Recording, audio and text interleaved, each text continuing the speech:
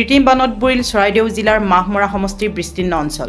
মুখলধাৰ বৰষুণৰ ফলত নিশাটোৰ ভিতৰতে বহুকেইখন গাঁও প্লাবিত হোৱাত অভাৱনীয় পৰিস্থিতিৰ সৃষ্টি হৈছে। হিঙিজান হাঁচৰা, বৰলাইন, ৰাঙলী আদৰ্শ, বালিখুটি, তৰাণী পথাৰ, দেওঘৰীয়া, চকলীয়া, দীঘলীয়া, বটুৱা, কচুমাৰী, সুন্দৰপুৰ, হাজোৱা গাঁও, হিঙিজান, টেঙানীহাবি, বগৰী চাপৰি অঞ্চলকে ধৰি বহুকেইখন গাঁৱৰ ঘৰ দুৱাৰ বিস্তৰ কৃষিভূমি কৃত্ৰিম বানৰ কবলত পৰিছে। ঠায়ে ঠায়ে ঘৰৰ ভিতৰতে এককাল পৰ্যন্ত পানী। নিশাটোৰ ভিতৰত পানী দ্ৰুতগতিৰে বাঢ়ি অহাত একাংশ পৰিয়ালে শিক্ষাৰ্থীসকলৰ কিতাপ পত্ৰ, আচবাব, খাদ্য সামগ্ৰী, কাপোৰ কানি কৃত্ৰিম বানৰ কবলৰ পৰা ৰক্ষা কৰিব নোৱাৰিলে। 1980 চনৰ বৰ্তমানলৈকে অঞ্চলটোত কোনোদিনে নেদেখা এনে পলয়নকাৰী বানে এতিয়া অঞ্চলবাসীৰ মাজত হাহাকাৰ অৱস্থাৰ সৃষ্টি কৰিছে। আজি দুদিন আগতে হোৱা ধাৰাসাৰ বৰষুণৰ ফলত দেওৰাঙলী অঞ্চলৰ ৰাঙলী আদৰ্শ, তৰাণী পথাৰ, হিঙিজান চাহ বিভাগে আদি কৰি বিভিন্ন অঞ্চল ইতিমধ্যে পানীৰ তলত আছে। প্ৰায় 60-70 ঘৰ মানুহ ইতিমধ্যে পানীৰ কবলত পৰিছে। এটা বিস্তৰ ক্ষতিসাধন হৈছে, মানুহৰ খেতিপথাৰ বিস্তৰ ক্ষতিসাধন হৈছে। মানুহৰ ইতিমধ্যে ঘৰৰ ভিতৰত থাকিবলৈ জেগা নোহোৱা হৈছে। আমি সেইকাৰণে ইতিমধ্যে আমি ADC বাইদেউক জনাইছোঁ, তেখেতে এটা ৰিলিফ কেম্প আমাক যাতায়াতৰ বাবে দেখিছে আপুনি এতিয়া ৰাস্তাত বিভিন্ন পানী হৈছে, গোটেই পানী যাতায়াত যোৱা মেলাত বিভিন্ন অসুবিধা হৈছে। আজি দুদিন আগতে ধাৰাসাৰ বৰষুণ হৈছিল, বৰষুণৰ ফলতে পানীটো অলপ বৃদ্ধি পালে। যোৱা ৰাতিৰ পৰা বেছিকৈ বৃদ্ধি পাইছে। দিৰৈ নদীও আমাৰ পানী সম্পূৰ্ণ ফুল, তাৰ পৰা পানী আহিছে ওচৰতে।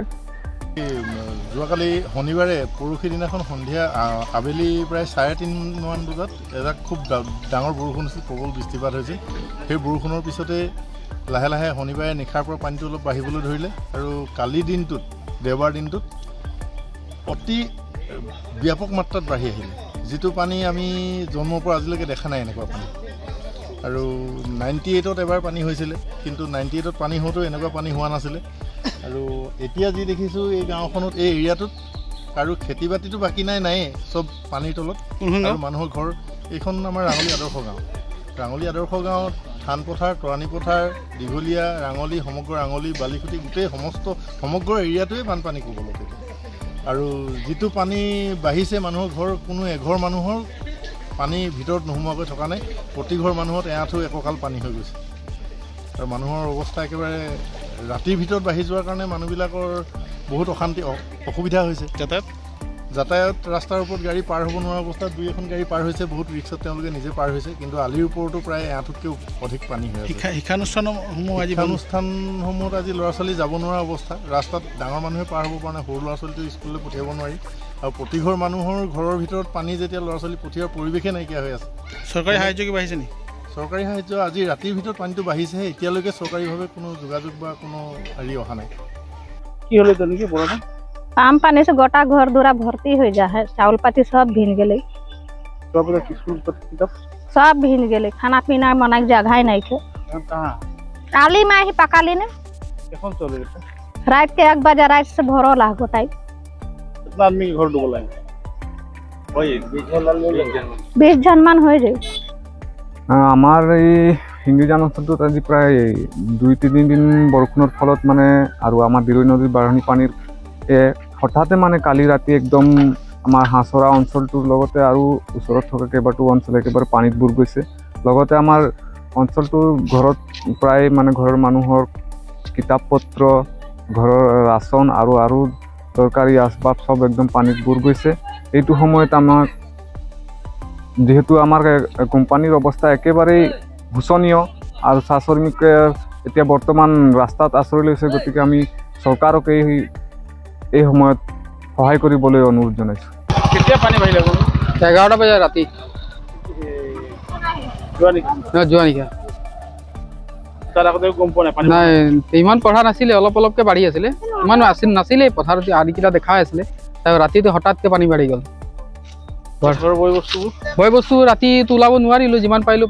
তাৰপিছত এতিয়াতো ৰাতিটো বাহিৰত থাকিলোঁ, এতিয়া ওলাইছোঁ আৰু লাহে লাহে বাঢ়ি আছে, পানী সোমাই আছে, বস্তুটো নাইকিয়া হৈ গ'ল, সব গ'লগৈ, চাউল দাল দি আছিলে সব গুচি গ'ল। কিতাপ বহি গ'ল, স্কুলৰ বেগ চেগ ইউনিফৰ্ম সব পানী চানীত গুচি গ'ল। এতিয়া বিচাৰি ওলাইছোঁ আৰু খোৱা বোৱা একো নাই কৰা এতিয়ালৈকে। চাহ আনি দিলে এজনে, চাহ খালোঁ।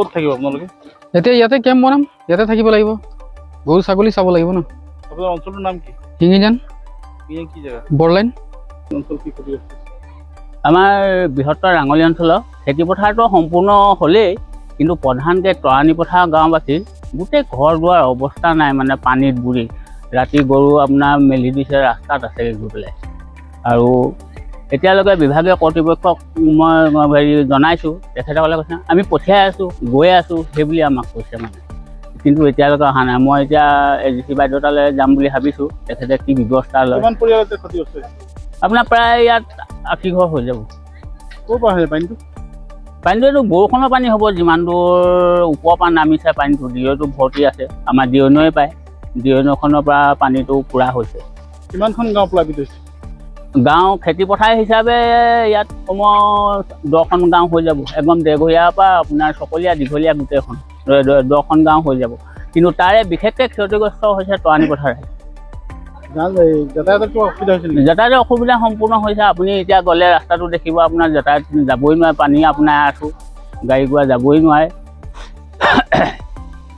গোটেই পানী হৈ আছে ৰাস্তাৰ ওপৰত তাৰপৰা ৰাইজৰ গৰুবোৰ চব আজি ৰাতিটো বৰষুণত তিতিয়ে থাকিলে ৰাইজ আলিৰ ওপৰত থাকে ঘৰত আপোনাৰ ওখত কিবা যোগাৰ কৰি ভাত যেনে তেনে খাইছে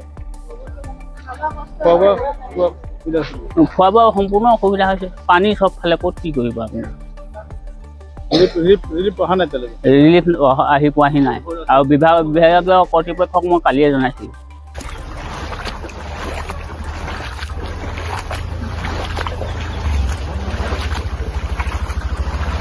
হা